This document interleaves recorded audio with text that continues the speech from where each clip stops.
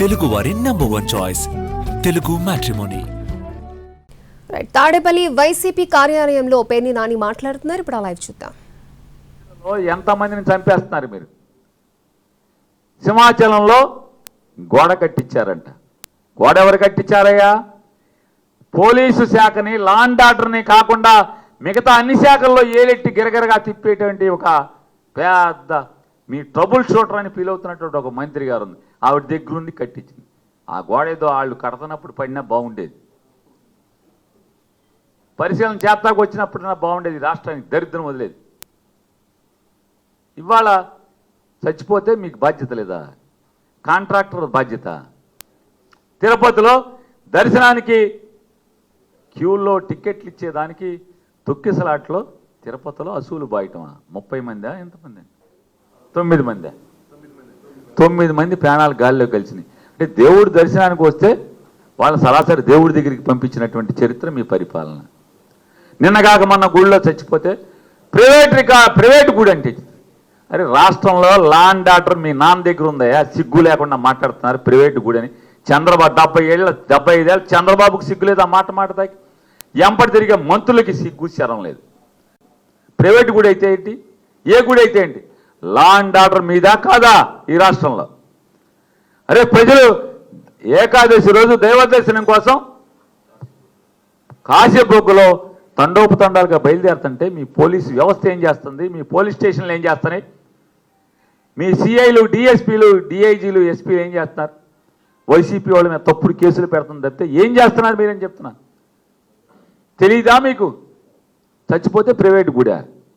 మరి law and order మీకెందుకు? మాకు ఇచ్చేయండి. అయితే జగన్మోహన్ రెడ్డికి చూపిస్తాడు.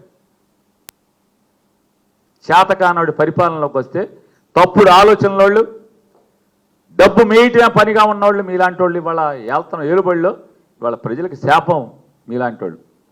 జగన్మోహన్ రెడ్డి గారు ఏం వెళ్తాడు, అది ఏం పరిశీలిస్తాడో, ఏం చెప్తాడో అవి చేద్దాం. మన లోపాలను సరిదిద్దుకున్నటువంటి బుద్ధి జ్ఞానం లేని ప్రభుత్వం మీది. పెళ్ళాం పిల్లలతో క్రికెట్లకు తిరిగేటువంటి రైతులు ఇక్కడ చస్తంటే అలో లక్షణ అని తుఫానికి పెళ్ళాం పిల్లలతో సరదాకి క్రికెట్ చూసుకుంటారు వెళ్ళి. అధికారం ఉంటే అమిత్ షా కోడికి ఏంటి, కొండ మీద కోర్టు కూడా సావాసం చేస్తాయి. అమ్మ మీరు పెద్ద గొప్పళ్ళు పోటుగాళ్ళలాగా క్రికెట్లో మీరు ఆడిచ్చామని చెప్తారు. మీరు లేకపోతే క్రికెట్ లేదు ఈ భారతదేశంలో. రేపు నాన్న మామూలుగా మా జగన్మోహన్ రెడ్డి ముఖ్యమంత్రి అవును, అమిత్ షా కొడుకు, మోడీ చుట్టాలు అందరూ నాతో సావాసం చేస్తారు. ఇది పెద్ద విషయమా? దీనికి పెద్ద గొప్పలు చెప్పుకుంటున్నారు మీరు క్రికెట్లకి వెళ్ళి. రైతు అలు లక్షణ అని చస్తంటే ఇవాళ మీ యువగలంలో తిరిగావు. ఏదన్నా యువగలంలో జనం చెప్పింది ఒక్కటన్నా నువ్వు ఆచరించి చూపించావా అని అడుగుతున్నాను.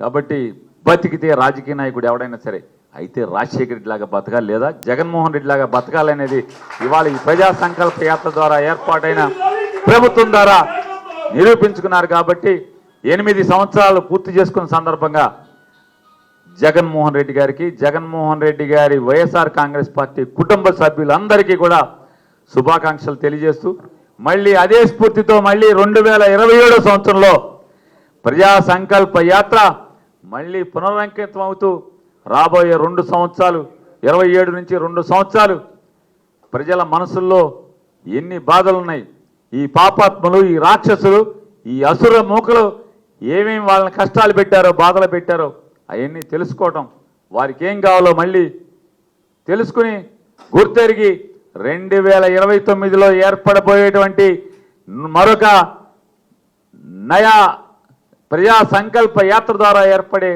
ప్రభుత్వంలో అవన్నీ నెరవేర్చేదానికి సంకల్పంతో జగన్మోహన్ రెడ్డి గారు ఆయన ఉన్నారని చెప్పనేది మనస్ఫూర్తిగా ప్రజలందరికీ కూడా తెలియజేస్తూ జై జగన్మోహన్ రెడ్డి, వర్ధిల్లాలి జగన్మోహన్ రెడ్డి గారి నాయకత్వం, వర్ధిల్లాలి వైఎస్ఆర్ కాంగ్రెస్ పార్టీ నాయకత్వం, జోహార్ వైఎస్ఆర్.